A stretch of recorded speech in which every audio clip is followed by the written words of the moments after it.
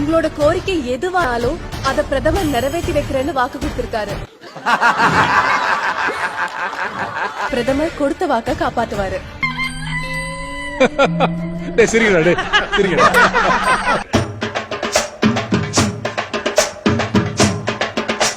பிரதமர் கொடுத்த வாக்க காப்பாத்துவாரு.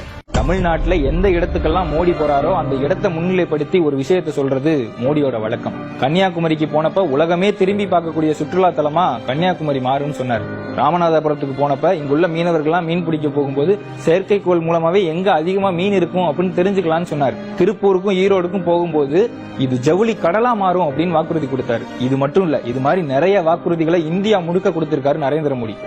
அதுல ஒன்னையாவது செயல்படுத்தினாரா அப்படின்னா இல்ல அப்படிங்கறது மட்டும்தான் பதில். உங்க கோரிக்கை என்னங்கிறது இப்பதான் சாருக்கு தெரியும். அதை நிறைவேற்றாம இங்க இருந்த ஒரு சொட்டு தண்ணி கூட வெளியில போகாது. அவரு எங்கேயும் போக மாட்டேன்னு சொல்றாரு. இதெல்லாம் நம்புற மாதிரியாங்க இருக்குது. ஆரம்பத்துல நானும் தான் நம்பல. நம்பினாதான் சோறு போடுன்னு தாத்தா சொன்னாரு. அதுல இருந்து நம்பிட்டேன்.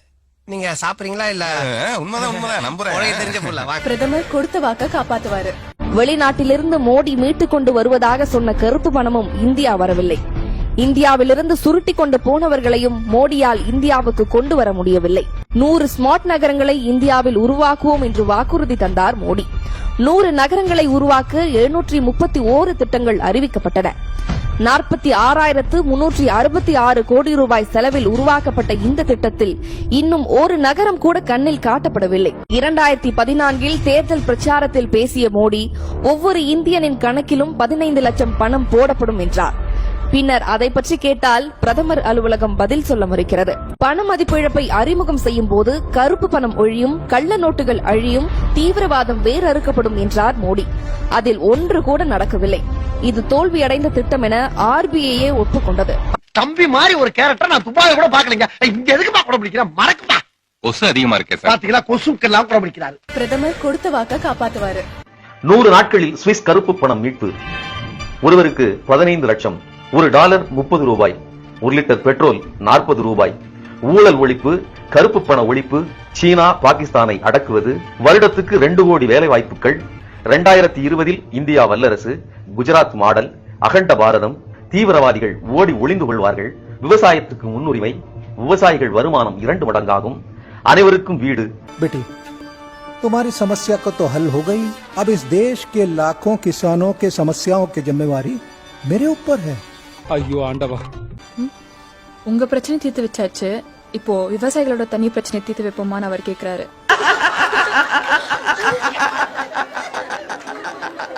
டெல்லியில 100 நாட்களுக்கு மேலாக எலிக்கறி தின்னு தலைநகரோட வீதிகள்ல நிர்வாணமா ஓடி போராடின தமிழக விவசாயிகளை பார்க்காத மோடி, மத்திய பிரதேசத்துல நெடுந்தூரம் நடந்து வந்து கால்ல உள்ள வெடிப்புகளோட போராடின விவசாயிகளை பார்க்காத மோடி, பேட்டிய பரபரப்பாக்கி நீங்க பேர் வாங்கணுங்கிறதுக்காக இப்படி ஆதாரம் எல்லாம் பேசக்கூடாது. ஆதாரம் இருக்கு. 28 நாளா உட்கார்ந்துருக்காங்க. இந்த நாட்டுடைய பிரதம மந்திரி எங்களை பார்க்காம இருக்கிறார். நாங்க இந்த நாட்டுடைய அடிமைகள்.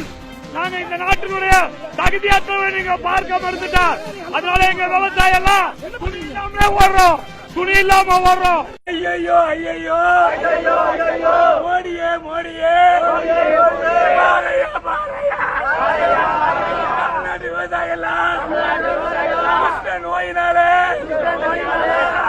தாவராயா மருந்து கொடுக்கலையே, மாத்திரை கொடுக்கலையே, சுகாதாரம் இல்லையே, சாவரானே. எலிக்கறி தின்னு தலைநகரோட வீதிகள்ல நிர்வாணமா ஓடி போராடின தமிழக விவசாயிகளை பார்க்காத மோடி, மத்திய பிரதேசத்துல நெடுந்தூரம் நடந்து வந்து கால்ல உள்ள வெடிப்புகளோட போராடின விவசாயிகளை பார்க்காத மோடி, விராட் கோலியோட உடற்பயிற்சி சவாலுக்கு மட்டும் வீடியோல உடனடியா பதில் சொல்றாருன்னா ஏன் நம்ம இந்த பிரதமரை சாடிஸ்ட் பிரதமர்னு சொல்லக்கூடாது? बाढ़ का उद्घाटन आप करो. உங்க கையாலேயே டேம் திறந்துக்க சொல்றாரு. எப்படி சார் நீங்க வாங்க. आप तो इस देश के बेटी हो, उद्घाटन करो. பிரதமர் சொல்றாங்க, நான் இந்த நாட்டோட தலைமை சேவகன், நீதாமா அந்த நாட்டோட பொண்ணு, உன் கையால திறந்து விமான்றாங்க. எப்பா சாமி போதும்டா, ஓட்டது ரீல அந்து போச்சு.